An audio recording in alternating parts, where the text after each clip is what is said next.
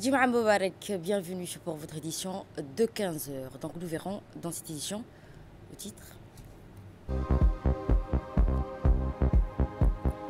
Mohamed Ismail, couronné de la médaille d'or 5000 mètres, l'hymne national a retenti à Riyad.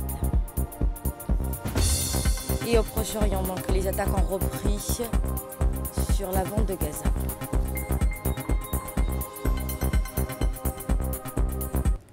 Bonjour et bienvenue. Donc, une importante délégation conduite par le ministre des Affaires étrangères et de la coopération internationale, porte-parole du gouvernement, sur une session de conférence ministérielle de la francophonie qui s'est tenue du 19 au 20. Commentaire avec Ferdous Hussein.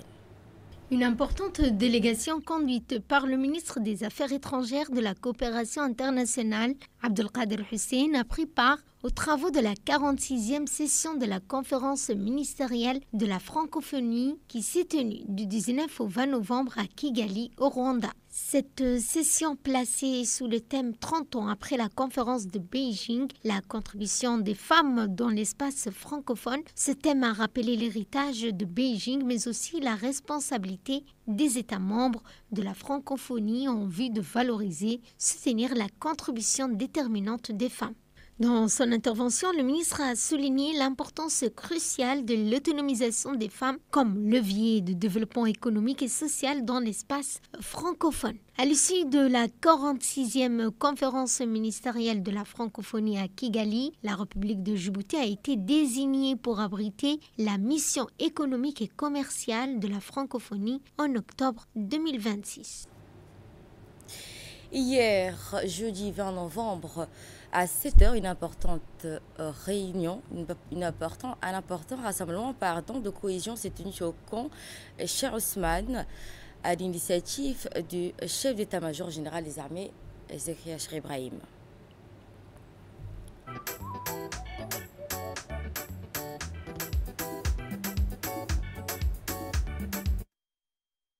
Le général de corps Zakaria Cheikh Ibrahim a d'abord accueilli à son arrivée le cher Abdelrachid Ali Soufi, accompagné des oulémas du pays, quelques instants plus tard.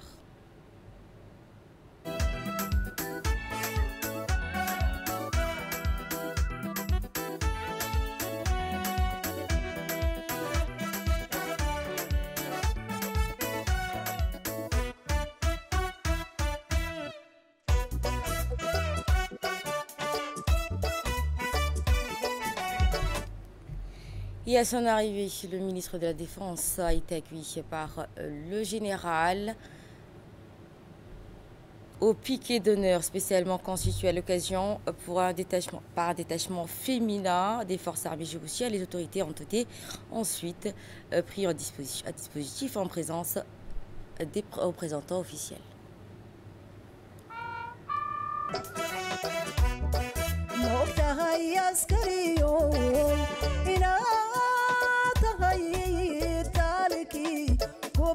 Mada ugubiyo alankiyo arladu kiyayirkanaye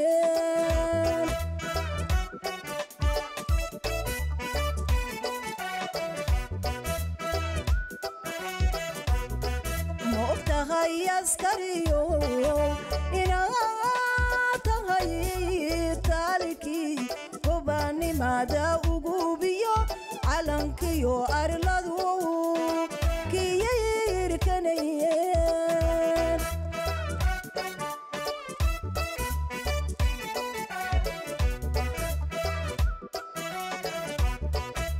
tahay awoodi lagu arsanayay ma og tahay askariyo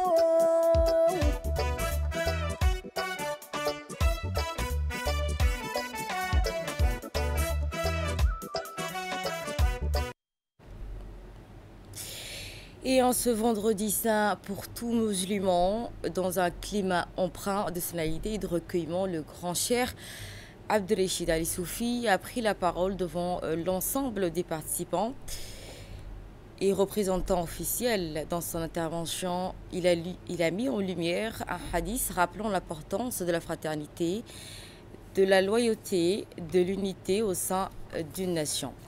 Et à l'issue de cette même cérémonie, les autorités se sont rendues au mausolée du père de la nation, feu Hassan Goulet Abtidon,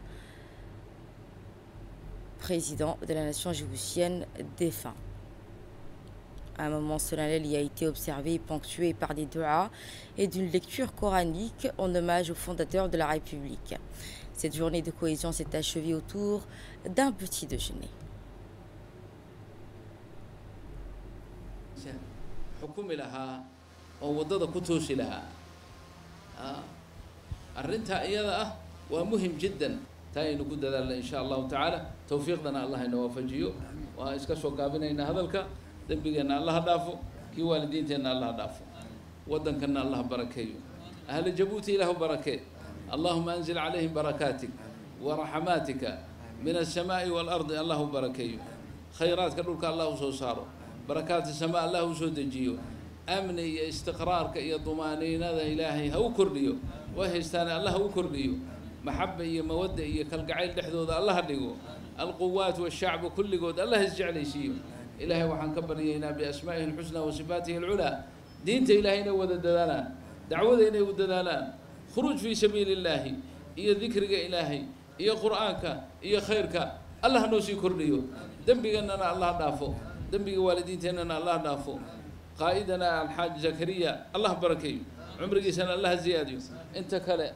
جنة زكريا والجماعة كلهم وزير الدفاع لما انتم كل قوادين وذا دعينينا ان شاء الله رقي دمر وادين وذا دعينين طبعا اولها وقبل كل شيء ندعو للرئيس اله سبحانه وتعالى عمرك سنة الله ديري عافيماتك سنة الله نوسي كردي ان شاء الله تعالى يا دولته يدلبا يا شعبي يدلبا لما انتم الله نود الدم له فكل جن خير كاشين وقوة ترمينا وصلى الله على سيدنا محمد وعلى آله وصحابته أجمعين الفاتحة بسم الله الرحمن الرحيم. Et la journée s'est clôturée par une prière solennelle en hommage aux martyrs tombés pour la nation devant donc les autorités et représentants du pays. دار قوم المؤمنين وإنا إن شاء الله بكم لاحقون اللهم ارحم صاحب هذا القبر اللهم اغفر له وارحمه وعافه واعف عنه واكرم نزله ووسع مدخله واغسله بالماء والثلج والبرد ونقه من الذنوب والمعاصي كما نقيت الثوب الابيض من الدنس اللهم اجعل قبره روضة من رياض الجنة اللهم اجعل قبره روضة من رياض الجنة اللهم اجعل قبره روضة من رياض الجنة واحشره في زمرة المتقين وانله شفاعة سيد الأولين والآخرين ورسول رب العالمين اللهم ارحمه والديه وإخوانه وأخواته وجميع أهل جبوتي وجميعهم يا رب العالمين وجميع المسلمين والمسلمات في مشارق الأرض ومغاربها يا رب العالمين نسألك العفو والعافية والمعافاة الدائمة وارحمنا إذا صرنا إلى ما صاروا إليه واغفر لنا جميعا إنك أنت الغفور الرحيم ربنا اغفر لنا ووالدينا والمسلمين أجمعين الفاتحة بسم الله الرحمن الرحيم.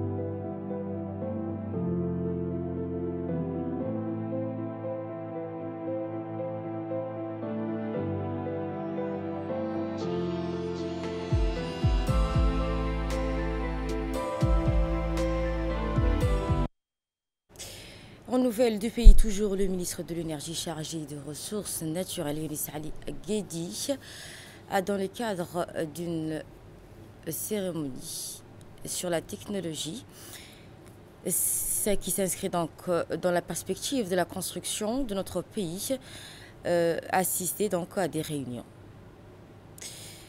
Dès son arrivée, le ministre a procédé à l'inspection de l'usine Parmar Machine and Technology, fournisseur des équipements. Il a ensuite constaté de visu l'état d'avancement de la fabrication et finalisé avec les responsables de la société. Les derniers détails avant l'envoi des matériels à Djibouti. Il est important de rappeler que cette nouvelle usine, une fois opérationnelle, permettra de produire des flux destinés d'huile aux huiles industriel ainsi qu'au kérosène.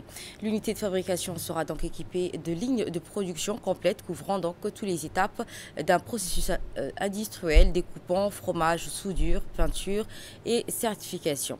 Le dépôt de stockage sera également donc doté d'une capacité de 9500 mètres cubes pour accueillir donc les bateaux transportant le bitume en vrac.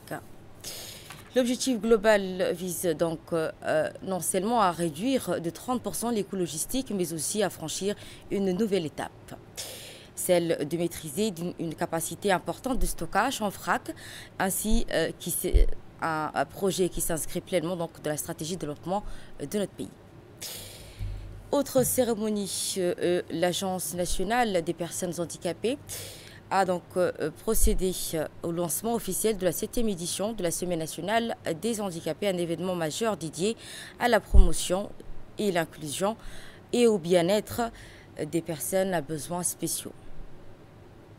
Cette initiative nationale s'inscrit dans une dynamique visant à renforcer l'égalité des chances et à valoriser les compétences de toute personne vivant avec un handicap. La Semaine nationale de l'handicap, qui se déroulera du 21 au 4 décembre, offrira donc plus de 2 semaines d'activités, de rencontres et d'actions de sensibilisation à destination du grand public. Cette 7e édition a préparé donc un programme de danse, des activités sportives, récréatives, des journées dédiées à l'enfant, axées sur la découverte et la créativité et à l'expression personnelle, ainsi que des campagnes et ateliers de sensibilisation visant à mieux comprendre les handicaps et à lutter contre les stigmatisations pour promouvoir une société plus solidaire, une rencontre communautaire pour encourager l'échange entre familles et associations. L'objectif étant donc d'avoir des dialogues et de croiser les expériences, partager des perspectives et renforcer ainsi une vision collective afin d'impulser une dynamique nationale. L'Agence nationale des personnes handicapées invite l'ensemble des partenaires, des institutions et citoyens à rejoindre cette célébration nationale pour soutenir les efforts visant à bâtir un avenir plus inclusif à toutes et à tous.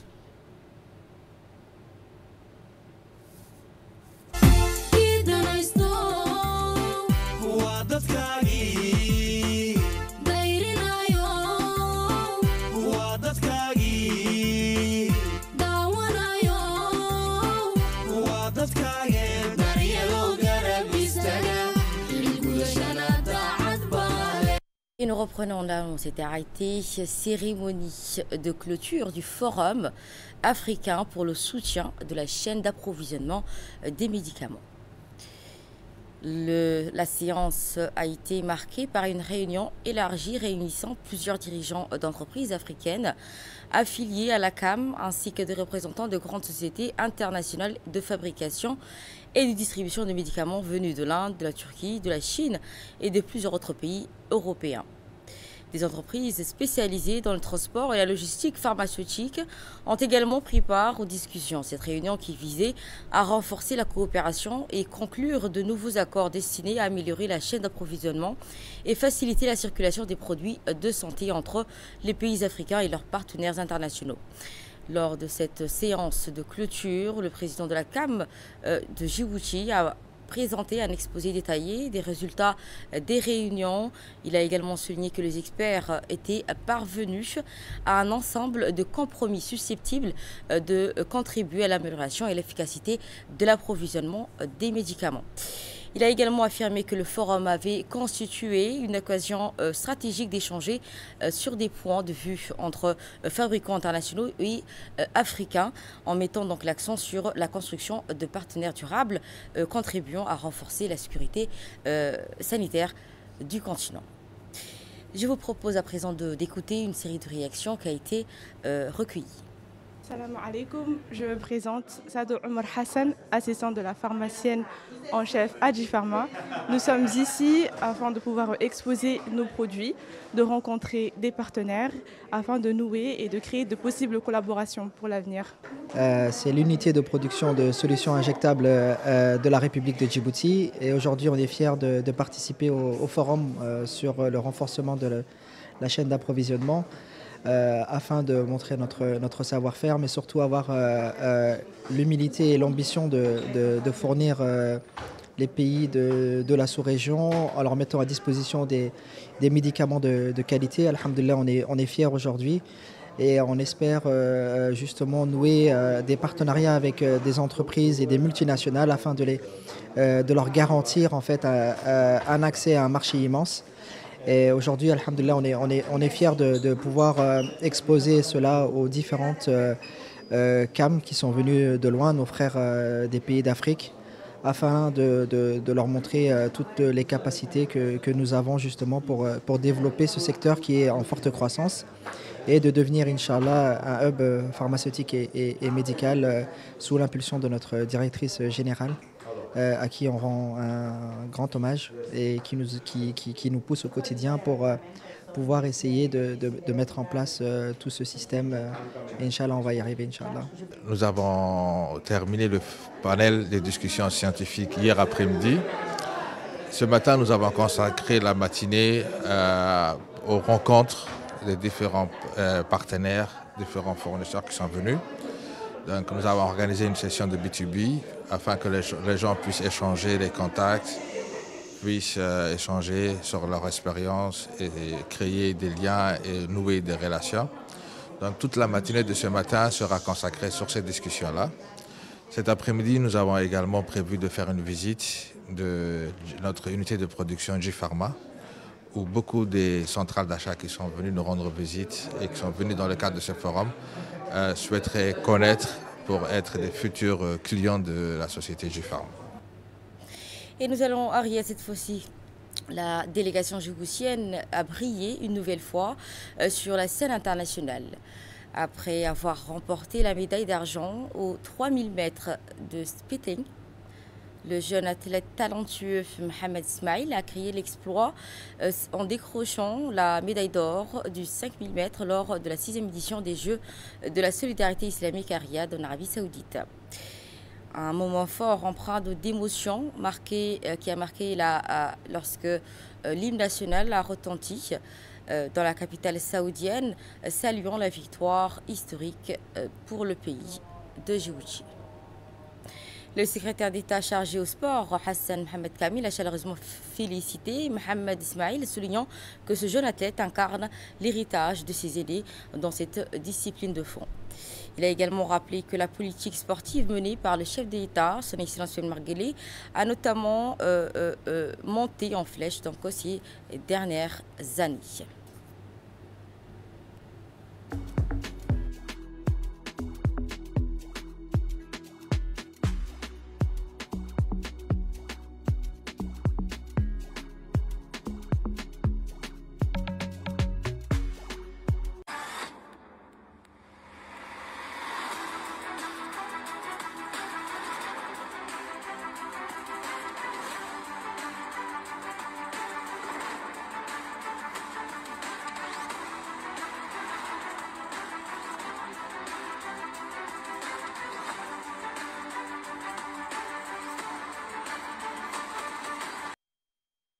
Et nous passons à la remise de médailles. Mohamed Ismail qui a été couronné du médaille d'or sur le 5000 mètres.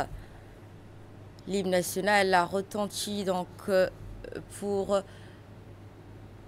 cette occasion. Lors de cette cérémonie officielle de remise de médailles de 5000 mètres de la 6e édition de la solidarité islamique, Ariad, l'athlète djiboutien, a été couronné par sa brillante victoire. Il a décroché la médaille d'or, offrant donc une nouvelle concrétisation à Djibouti pour l'épreuve de fond. La cérémonie s'est déroulée en présence de Diaïdine Mamakhrama, ambassadeur de Djibouti à Riyad, Mme Aïcha Ali Garad, présidente de la Comité national olympique djiboutien, et d'autres représentants donc, officiels de l'État de Djibouti.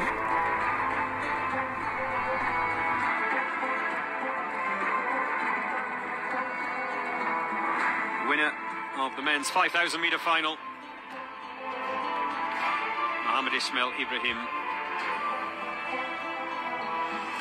of Djibouti. We will now have the national anthem of Djibouti.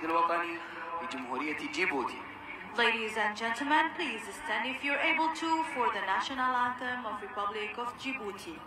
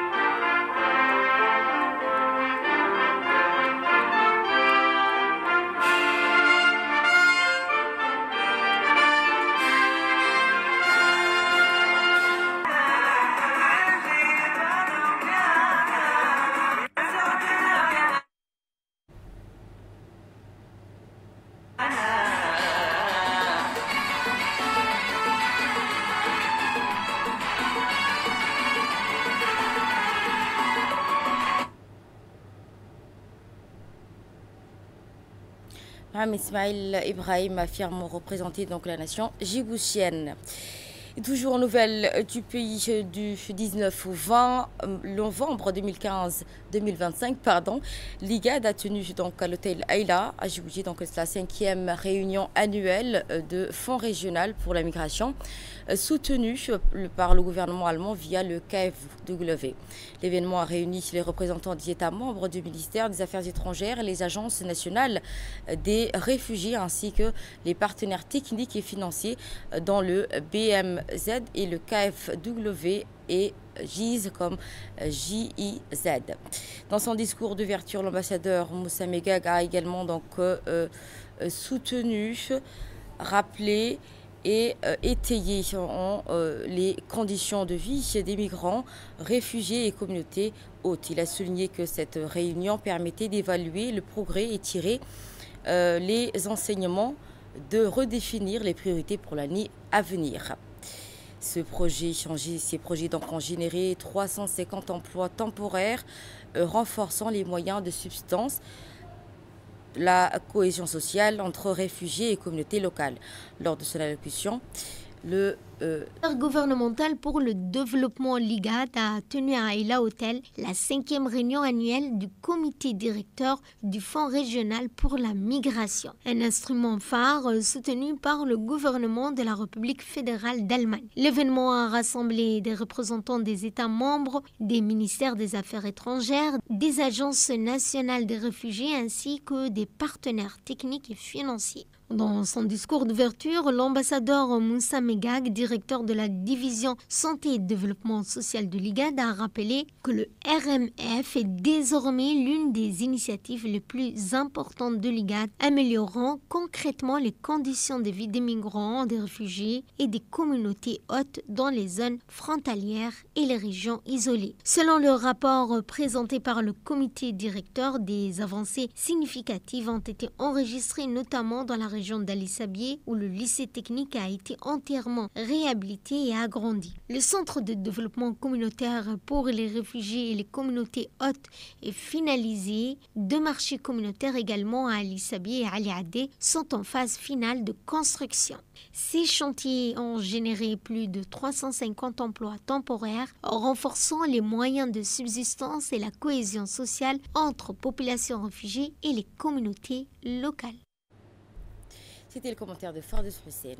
Et nous passons donc au Palais du Peuple. L'ONG PLE, en collaboration avec la délégation de l'Union européenne à Djibouti, a organisé une série d'ateliers visant à renforcer le rôle des organisations de société civile OSC. dans le développement socio-économique et la gouvernance locale. Les ateliers ont été donc ouverts par le secrétaire général du ministère de l'Intérieur, Souleymane Moumine, en présence des représentants de l'Assemblée nationale et de la société civile. Les travaux qui se sont articulés autour de 3 thématiques: la valorisation de la contribution de l'OSC au développement socio-économique, la promotion du genre, l'inclusion sociale et le soutien aux personnes handicapées, le renforcement de l'environnement juridique et la gouvernance de l'OSC de Djibouti. En marge donc de ces ateliers, une conférence débat a réuni les parlementaires, autorités locales et représentants de l'OSC. Cette rencontre qui a permis des échanges constructifs sur les participations citoyennes, la gouvernance participative et les perspectives de collaboration entre acteurs publics et organisations de la société civile. Voici donc quelques réactions. On est là dans le cadre d'appui de la consultation des dialogues entre le OICS et, et avec leurs partenaires européens, pour savoir quels sont les défis qui concernent le genre ou le renforcement à l'intégration du genre. Voilà les questions principales auxquelles on a discuté aujourd'hui, et plutôt savoir les principes barrières qui entravent l'inclusion sociale. Voilà les principaux discussions qu'on a eues et les solutions auxquelles il faut savoir à la fois les questions du genre et plutôt dans un autre aspect pour dire les personnes, comment dire, des groupes vulnérables. Aussi, on a parlé de cet aspect-là, comment les associations peuvent intervenir dans une inclusion sociale qui permet plutôt à une compétence juridique et établir les associations civiles à Djibouti. Aujourd'hui, on est là pour ces projets qui est la consultation au dialogue politique des OIC avec la délégation de l'Union européenne à Djibouti, avec les parties prenantes. La partie prenante qui est les organisations de la société civile et les ministères sectoriels. Je voulais remercier aujourd'hui les parlementaires qui sont positivement répondus à nos invitations, la société civile djiboutienne, les organisations de la société civile djiboutienne, le ministère de l'Intérieur. Les ateliers se sont déroulés d'une manière simultanée et ça a été un succès. Et à l'ICBI, dans le cadre de la préparation du projet de résilience des eaux souterraines et d'approvisionnement de Djibouti, le projet Djetsa, phase 2, financé par la Banque mondiale à hauteur de 31,5 millions de dollars. Un nouvel atelier de consultation publique qui s'est tenu à l'ICBI après une première étape à Arta, organisée dans la salle de réunion du conseil régional. La rencontre qui a réuni le préfet adjoint, Madame Saïda Wabri Assoué, le vice-président du conseil régional, Nour Saïd, le directeur de l'hydraulique rurale, le sous-directeur régional du ministère de l'Agriculture, et enfin donc les participants. L'atelier avait pour objectif d'identifier les besoins prioritaires en infrastructure d'eau potable et d'évaluer les impacts socio-environnementaux liés aux futures activités du projet.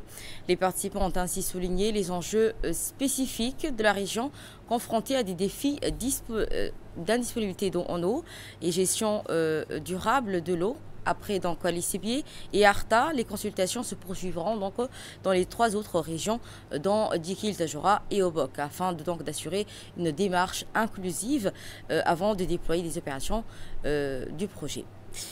Et je vous propose d'écouter à présent l'intervention du directeur régional du ministère de l'Agriculture et ses impressions. Arta, on est aujourd'hui à LCB pour présenter la préparation du nouveau projet financé par la Banque mondiale, intitulé Djetsa. Donc c'est un projet sur l'eau, sur les eaux souterraines, qui va travailler sur les 5 régions de l'intérieur, notamment à LCB. Et nous sommes là aujourd'hui dans le cadre de la préparation et de consultation des parties prenantes. Donc c'est pour ça qu'on voulait avoir tout ce qui est problématique dans la région de LCB. Et donc techniquement, il n'y a pas de problème, donc on va travailler avec vous, mais vous connaissez mieux que nous le terrain ici à LCB, les besoins des populations qui ont besoin par exemple des forages. Donc c'est un projet qui est très important, qui est à hauteur de 30 millions de dollars américains, donc qui sera géré par le ministère de l'Agriculture notamment la direction de l'hydraulique rurale. Et dans le cadre de ce projet, nous aimerions avoir des discussions franches avec la population, identifier les besoins et les prioriser. Et voici donc l'intervention du préfet adjoint qui a tenu à s'exprimer en ces termes. C'est un honneur pour moi de vous accueillir ce matin au nom de la préfecture pour cet atelier d'une importance capitale pour notre région d'Ali Sabih. Nous sommes réunis aujourd'hui pour lancer les consultations autour du projet Djibouti pour la résilience des eaux souterraines et pour l'approvisionnement. Nous le savons tous, ici à Ali Sabih, l'eau est une ressource la plus précieuse, mais aussi fragile. Avec le soutien de la Banque mondiale et de l'expertise de la direction de l'hydraulique rurale, l'État lance ce grand projet pour 2 raisons. Protéger nos sources, mieux surveiller et gérer nos nappes d'eau souterraine pour qu'elles ne s'épuisent pas. Améliorer l'accès, s'assurer que l'eau arrive jusqu'à nos populations de manière régulière, même face aux défis climatiques. Et aux nouvelles hors du pays, c'était dans les titres, attaques qui s'étendent dans la bande de Gaza, des martyrs à Khan Younis et des frappes aux opérations des démolitions qui s'étendent à Rafah. Fort de ceci. Des sources médicales palestiniennes ont annoncé ce vendredi matin la mort d'un Palestinien sous les tirs de l'armée d'occupation israélienne dans la ville de Khan Younis. Premier ministre israélien Benjamin Netanyahou a déclaré que son gouvernement ouvrirait bientôt le passage de Rafah après la récupération des corps des derniers otages à Gaza. Entre-temps, l'armée d'occupation israélienne a lancé à l'aube d'aujourd'hui une série de raids aériens accompagnés d'opérations de démolition, de bombardements d'artillerie et de tirs nourris visant plusieurs zones situées derrière ce qui est connu comme la ligne jaune dans la bande de Gaza. Ce sera tout. Merci à vous de nous avoir suivis. Restez sur les Djibouti, les infos continuent.